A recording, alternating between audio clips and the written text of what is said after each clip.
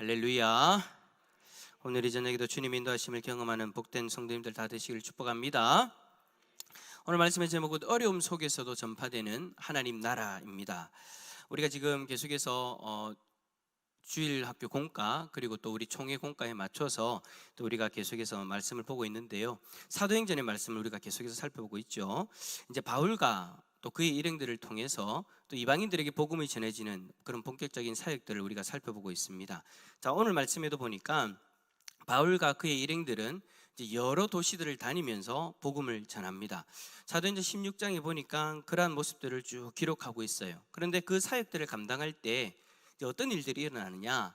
교회들은 믿음이 더 든든해지고 날마다 그 수가 불어났다라고 그렇게 16장 5절의 말씀에 기록하고 있습니다. 여러분, 참 놀라운 복음의 역사이지 않습니까? 우리는 항상 이러한 초대교회의 이 역사들을 보면서 참 초대교회의 부흥이 우리들 가운데 일어났으면 좋겠다. 그래서 이제 자주 제가 말씀드리는 거지만 초대교회의 그 부흥의 역사가 우리 교회 가운데 일어나게 해주십시오. 한국교회 가운데 초대교회 부흥의 역사가 일어나게 해주십시오. 그렇게 우리가 사모하며 그렇게 기도하죠.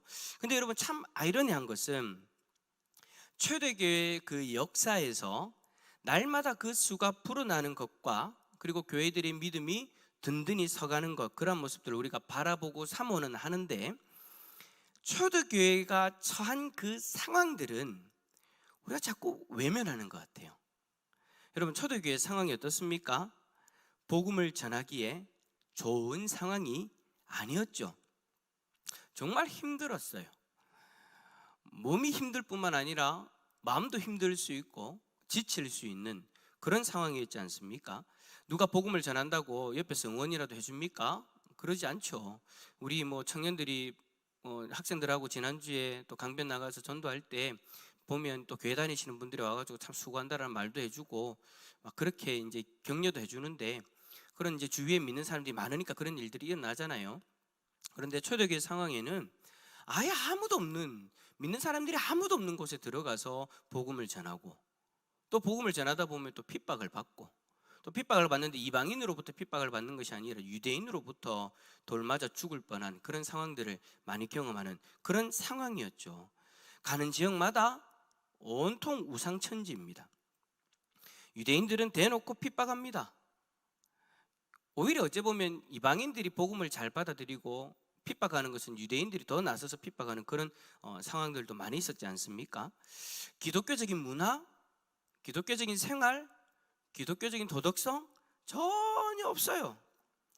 모든 것들이 다 부딪히고 제약받는 그런 상황인 거죠. 잘못하면 여러분 잡혀가 죽을 수도 있는 거예요. 여러분 실제로 그랬잖아요. 복음을 전하다가 감옥에 갇히기도 하고, 우리가 초대교회 역사를 잘 알다시피 사자우리에 던져지기도 했습니다. 그런데 여러분, 우리는 그러한 상황은 애써 외면하면서 복음의 놀라운 능력과 역동적인 그 부흥의 상황만 바라보면서 초대교회처럼 되기를 원하죠. 상황은, 그러니까 전체적인 어떤 초대교회의 그림이 있으면 반쪽만 바라보는 거예요. 밝은 색깔의 그림만 바라보는 거예요. 세상적으로 봤을 때 어둡다라고 생각되어지는 것은 외면하는 거죠. 참으로 그러한 모습들을 보면 참으로 아이러니하다라고 그렇게 이야기할 수 있을 것 같아요. 그러다가 여러분, 이전과는 조금 이제 우리가 복음을 전할 때 우리가 초대교회처럼 되기를 원합니다 라고 막 그렇게 기도하다가 좀 이전과는 좀 다른 어려운 상황들이 닥치기 시작하면 수많은 학자들이나 사람들이 이제 그렇게 이야기하잖아요. 앞으로 복음을 전하기가 어려울 것이다, 더 어려워질 것이다, 이제 교회가 문 닫는 교회도 많아질 것이다, 교회 성도들이 줄어갈 것이다, 막 그렇게 경고의 메시지를 막 던지고 있어요. 그게 물론 여러분 틀렸다 그런 이야기는 아니죠. 그런데 여러분, 우리가 그런 말들을 들을 때, 그런 말들을 들으면 우리는 복음을 전하려고 하다가도 아이고 이제 그렇게 되어질 건데 이제 어떻게 하냐, 그렇게 한숨만 쉬다가 위축되어지는 그런 모습들을 볼 때도 많아요. 그러니까 여러분, 제가 이제 목사니까 목사님들 만날 거 아니에요. 목사님들이 이제 앞으로 되어질 일들에 대해서 막 그렇게 이야기를 하다가 그러면 우리가 더 열심히 복음을 전하고 더 기도하고 더 뜨겁게 예배를 드립시다, 그렇게 되어져야 되는데, 대부분의 만남들이 어떻게 되느냐, 한숨만 이제 어쩌냐, 이제 어쩌냐. 우리 이전 세대는 우리를 걱정하고 우리는 그 다음 세대를 걱정하는 거예요. 그러면 걱정만 하다가 끝나는 거예요. 위축되어지는 거죠. 그러면서 그렇게 되어질 일을 당연한 것처럼 그렇게 받아들이게 되어지는 그런 우리의 모습들을 발견할 때가 있다라는 거예요. 시대가 그렇게 변했으니 그렇게 되어지는 것이 마치 당연한 것처럼 그렇게 받아들여진다라는 거죠. 근데 여러분, 복음의 역사가 정말 그렇습니까? 성경에서 소개되어지는 그 복음의 역사는요, 제가 자주 이야기하는 거지만 단 한 번도 좋은 환경에서 복음이 전해진 적이 없어요. 그죠? 우리가 성경을 볼 때에 복음을 전했더니 야, 주위에 있는 사람들이 다 도와주더라, 주위에 있는 사람들이 다 믿더라, 유대인들도 회심하고 야, 정말 천국 잔치가 일어나더라. 한 면에는 그런 면이 있지만 또 다른 한 면에는 핍박이 있었잖아요. 못하게 막았잖아요. 돌로 쳐 죽였잖아요. 감옥에 가두었잖아요. 좋은 환경에서 복음이 전해진 적이 없었어요. 아무도 없는 그곳에서 십자가의 복음 전하면서 날마다 믿음의 사람이 수가 더해졌다라고는 기록되어져 있지, 복음 전하기에 고속도로가 뚫린 것처럼 잘 되더라, 그런 것은 없죠. 그런데 왜 우리는 지금의 힘듦이 마치 우리에게만 주어진 것처럼 그렇게 여기고 앞으로의 일들을 걱정하면서 그렇게 낙심하는 걸까요? 이전에는 복음 전하기 좋았다, 편했다 라고 그렇게 받아들이면서 앞으로 되어지는 일들은 마치 우리 때에 처음 오는 것처럼, 처음 오는 고난인 것처럼, 마치 우리가 앞으로 당하게 되어질 그 고난, 앞으로 우리가 맞닥뜨리게 되어지는 그 현실이 마치 이전에는 없었던 것처럼 왜 그렇게 우리는 걱정하며 낙심하는 마음으로 그 미래를 바라볼까요? 저는 그런 생각이 들어요. 앞으로 되어질 일들을 바라보면서 우리의 마음이 낙담되는 것을 바라볼 때, 이러한 모습, 이러한 마음들을 사단이 지금 기뻐하겠구나, 결국엔 사단이 주는 시험인 것 같아요. 복음을 전하는, 더 뜨겁게 우리가 하나님 앞에 기도하고 찬송하면서 복음을 더 뜨겁게 전합시다 라고 마음을 각오하지 못하고 오히려 앞으로 되어질 일들을 당연한 것처럼, 마치 없는 고난이 다가오는 그런 모습처럼 그렇게 받아들이고 위축되어지도록 사단이 우리의 마음에, 우리의 삶에 주는 시험이다라는 그런 생각을 하게 되어집니다. 여러분, 오늘 본문의 말씀을 볼 때도 여러분 마찬가지죠. 자, 수많은 사람들이요, 오늘 말씀을 볼 때 바울과 실라가 감옥에서 갇혀가지고 일어난 일들을 보지 않습니까? 근데 여러분, 많은 사람들이 오늘 본문을 볼 때 뭐에 집중합니까? 뭐에 집중해요? 저도 솔직히 그렇게 설교할 때가 많았어요. 뭐에 집중할까요? 바울과 실라가 감옥에서 기도하고 찬송했더니 어떤 일들이 일어났다?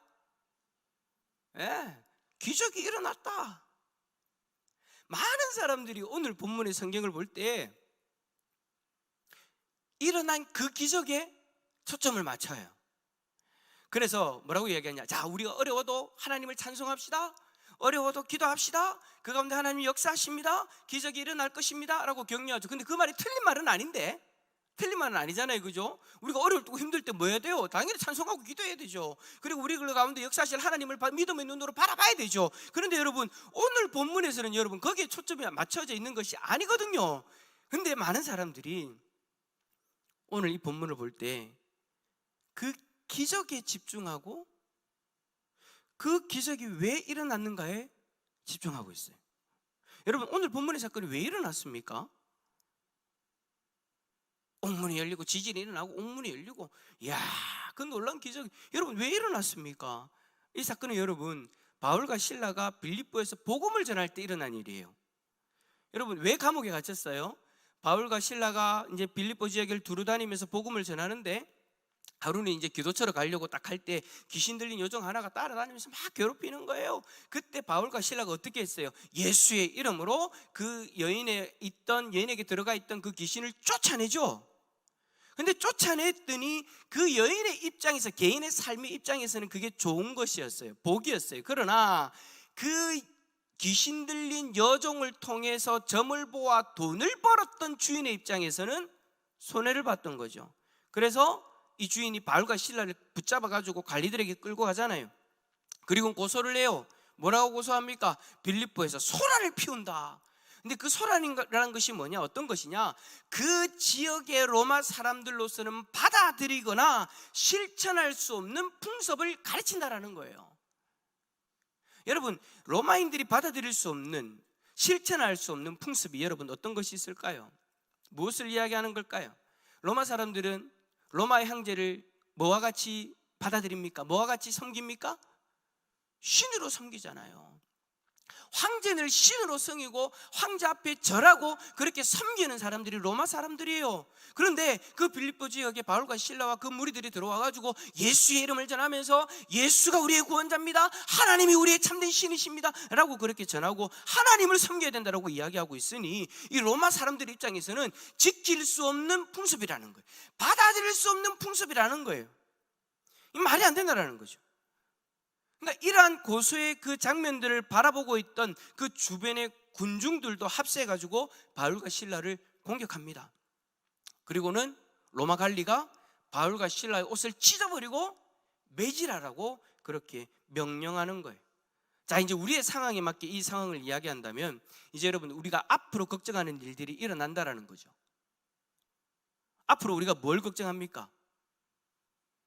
오늘 우리 예배 드리는데 지금 신학생들도 한 몇 분 와 계시는데 뭘 걱정하세요? 여러분들은 신학생으로서 앞으로 되어질 일들에 대해서 뭘 걱정하세요?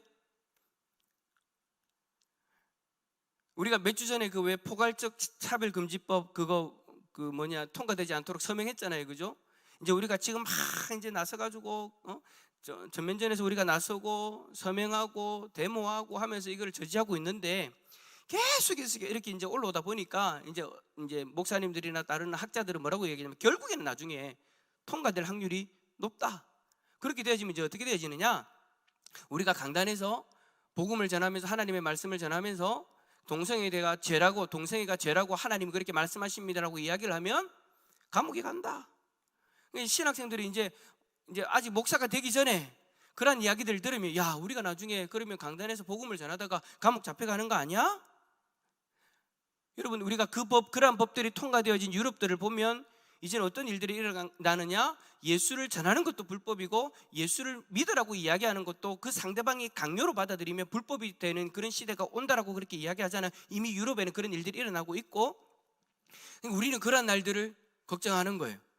그러니까 여러분, 이제 은퇴학신 목사님들은 저희 때를 걱정하고요, 아까 얘기했던 것처럼 저희 때는 저분들의 때를 걱정하는 거예요. 저분들이 나중에 목사 되어가지고 목사로서 교회를 이끌어갈 때 실질적으로 그런 일들을 부딪히게 되는 거죠. 그래서 그런 날들이 올까 걱정하고 지금도 싸우는 거잖아요. 그렇게 되지 않도록 하기 위해서 말입니다. 하지만 여러분, 우리가 다른 한편으로 여러분 생각해 봐야 될 거는 만약입니다, 그런 날이 온다면 그때 우리는 야, 이제 교회는 끝났구나, 이제 나는 목사로서 이제 그리스도인으로서 이 땅 가운데 살아가는 것이 정말 힘들구나, 어렵겠구나, 교회는 이제 문 닫을 수밖에 없겠구나 라고만 생각할 것이 아니라, 저는 여러분 이 자리에 있는 우리들만이라도 이렇게 생각했으면 좋겠어요. 야, 이제야 초대교회의 상황이 되어졌구나. 여러분 보세요. 빌립보 지역에서 복음을 전했어요. 로마 황제를 신으로 섬기면 안 된다, 하나님이 참 신이시다라고 이야기를 해요. 로마 사람들이 받아들일 수 없는 풍습이에요. 로마 사람들이 함께 할 수 없는 그런 상황인 거예요. 그러한 상황에서도 복음을 전해요. 그런데 그러한 복음을 전한다고 우리는 받아들일 수 없다고 고발하는 거예요. 그 상황이 그제서야 우리도 똑같이 초대교회와 같은 상황이 되어져 버리는 거예요. 여러분, 우리가 초대교회의 그 은혜를 누리게 하여 주시옵소서, 초대교회로 돌아가게 하여 주시옵소서 그렇게 사모했는데 그제서야 초대교회와 같은 그런 상황이 맞닥뜨려지는 거예요. 아니, 어째 보면 지금도 우리가 그러한 상황을 경험하고 있다라고도 이야기할 수 있는 거겠죠.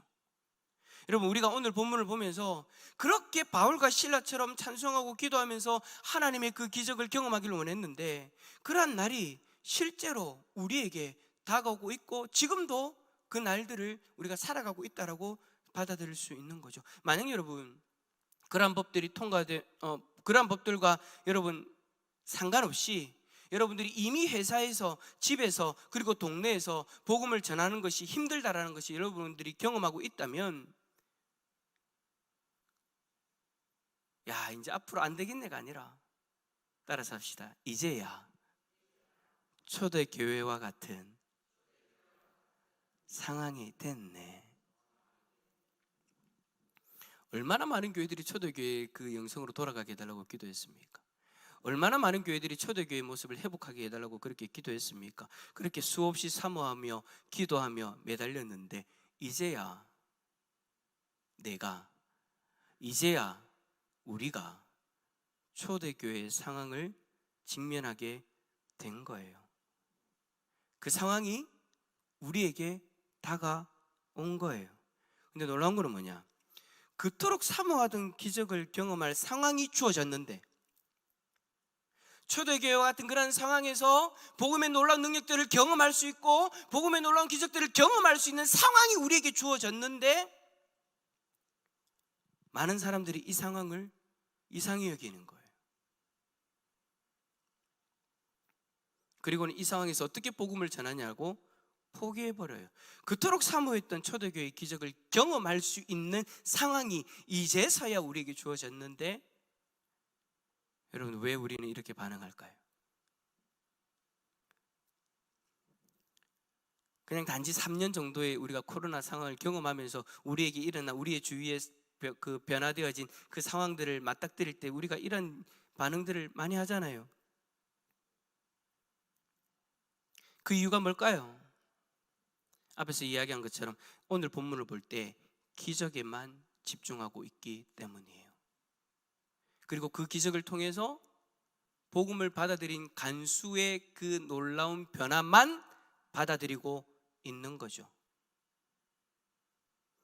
그 기적이 일어난, 그 기적을 일으킨 그 하나님의 뜻, 그리고 그 기적을 경험하고 있는 바울과 실라, 그리고 초대교회 성도들의 상황, 그런 것들은 바라보지 않고 그냥 일어난 놀라운 기적, 놀라운 한 가정의 변화, 거기에만 집중하고 있는 거예요. 그러면서 이 기적이 일어난 이유를 살펴보죠. 자, 1번 문제 보세요. 복음 때문에 겪는 깊은 밤, 감옥에서 바울과 실라는 무엇을 했습니까? 그 기적이 왜 일어났는가? 이유가 뭐라고 이야기합니까? 16장 25절 시작. 한밤중에 바울과 실라가 기도하고 하나님을 찬송하며 제수들이 듣더라. 하나님을 찬송하고 기도하며. 그렇게 기도했더니 어떤 일이 일어납니까? 바울과 실라의 기도와 찬송이 어떤 일이 일어납니까? 한밤중에 바울과 실라가 기도하고 하나님을 찬송하며 제수들이 듣더라. 이에 갑자기 큰 지진이 나서 옥토가 움직이고 문이 곧다 열리며 모든 사람이 메인 것이 다 벗어진지라. 이 기적만 집중하면서 그 이유를 그냥 찬송과 기도에만 두는 거예요. 그러면서 우리가 찬송과 기도에만 집중하고 찬송과 기도만 부르면서 이 기적을 경험하기를 원하죠. 근데 여러분, 이 기적은 찬송과 기도를 통해서 일어난 일이지만 이 기적이 목적한 바는 분명한 그 이유가 찬송과 기도가 아니라 더 앞에 있다는 것을 우리는 볼 수 있어야 된다는 거예요. 오늘 본문은 이 놀라운 기적이 일어난 이유를 찬송과 기도라는 것에 초점을 맞춰서 이야기하는 것이 아닙니다. 이 기적은 복음을 전하는 그 현장에서 감옥과 같은 장애물이 있다 할지라도, 철창과 같은 장애가 있다 할지라도 그 장애물을 무력화시키면서까지 복음을 전하게 하시는 하나님의 능력과 그 뜻에 초점을 맞추고 있는 거예요.